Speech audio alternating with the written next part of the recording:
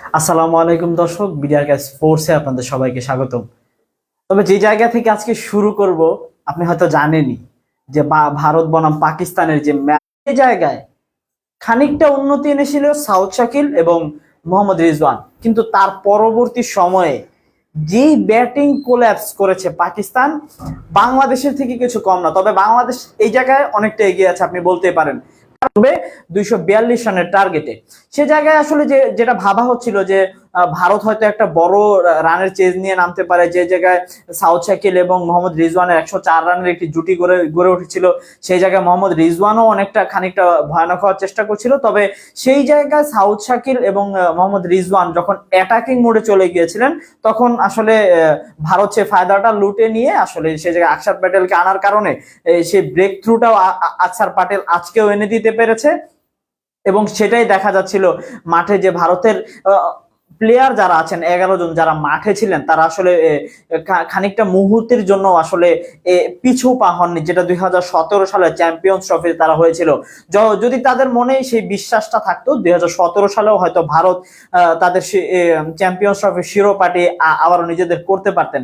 কিন্তু সেই জায়গায় আজকে যেটা দেখা গেল দুবাইয়ের মাটিতে, প্রতিনিয়ত যেটা দেখা যায় ক্যাচ মিসের যে মহড়া, সেটাও আজকে দেখা গেছে। ভারতীয় ফিল্ডার যারা রয়েছেন তারা দুটি ক্যাচ মিস করেছেন, এবং এর আগেও আমরা দেখেছিলাম যে বাংলাদেশের যে বাংলাদেশ বনাম ভারতের ম্যাচ, কিংবা প্রেডিক্ট অনুযায়ী কিংবা অনুসন্ধান অনুযায়ী বা এই দুবাইয়ের মাটিতে প্রতি ম্যাচেই আসলে 3টা-4টা করে ম্যাচ ক্যাচ মিস হয়।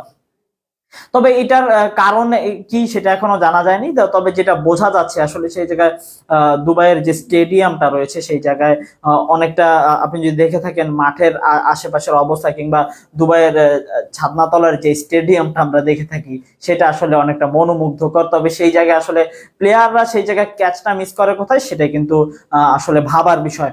তবে আমরা যেটা দেখছিলাম আসলে, যে ভারতীয় প্লেয়াররা আজকে পুরোপুরি ফিট রয়েছেন, কিংবা তাদের মানসিক যে গেমটা, সেটাই আসলে পাকিস্তানের সাথে খেলেছেন। আমি দেখছিলাম যে মোহাম্মদ রিজওয়ান যেই বলে বোল্ড হয়েছেন, সেই আগের বলেই আসলে আকসার প্যাটেলকে তিনি 4 মেরেছিলেন, কিংবা এর আগের ওভারেই তিনি আসলে একটা 4 মেরেছিলেন। সে জায়গায় আমরা দেখছিলাম শুরুতে বাবর আজমকে যেভাবে হার্দিক পান্ডিয়া আউট করলেন, আসলে এটা টোটালি একটা মাইন্ড গেম খেলা হয়েছে। হার্দিক পান্ডিয়া প্রথম বলটি যেভাবে বাজে বল করেছিলেন, তো এর পরের বলটা আসলে ভেতরে বল করে ইনসাইডে যে বাবর আজমও চলে গিয়েছেন। তবে এর পরবর্তী সময়ে এখন যা অবস্থা, বাংলাদেশের থেকে পাকিস্তান রান করেছে মোট 228 রান, 29 রানের টার্গেট ছিল। সেই জায়গায় পাকিস্তান আজকে করেছে 241 রান। সেই জায়গায় 11 রানের একটি গ্যাপ, 11-12 রান। এই গ্যাপটা আসলে ভারতের জন্য কতটুকু চেজেবল হবে, সেটা কিন্তু এখন দেখার অপেক্ষা। কারণ ভারতের যে ব্যাটিং লাইন আপ, সেই জায়গায় আসলে বাংলাদেশের বোলাররা যেখানে আটকাতে পারেননি, সেই জায়গায় পাকিস্তানের বোলাররা কতটুকু আসলে তাদের সামর্থ্য দেখাতে পারে, সেটাই কিন্তু এখন দেখার অপেক্ষা। কারণ আপনি যদি দেখে থাকেন যে এই পাকিস্তানের বোলিং লাইন আপ অনেক আর কি কঠিন একটি বোলিং লাইন আপ, সবসময় বলা হয়। মোহাম্মদ হারিস রউফ আছেন এই জায়গায়, আসলে শাহিন আফ্রিদি আছেন, এরপর নাসিম শাহ আছেন। তাদের যদিও স্পিনে খানিকটা দুর্বলতার ভাব দেখা যেতে পারে, কারণ সেই জায়গায় আসলে এখন খুশদিল শাহ বিপিএল এ পারফরমেন্স করে গিয়েছেন। তার পারফরমেন্সটাও কিন্তু তিনি ধারাবাহিক রেখেছেন, চ্যাম্পিয়ন্স ট্রফিতেও তিনি এই ধারাবাহিক পারফরমেন্সটাই করে দেখাচ্ছেন। তবে বোলিং এ কতটুকু ইম্প্যাক্ট ফেলতে পারে খুশদিল শাহ, সেটা কিন্তু আমরা বিপিএল এও দেখেছি। তবে ভারতের বিপক্ষে আসলে কতটুকু নিজের সামর্থ্যের প্রমাণ দিবে পাকিস্তান, সেটা কিন্তু এখন দেখার অপেক্ষা।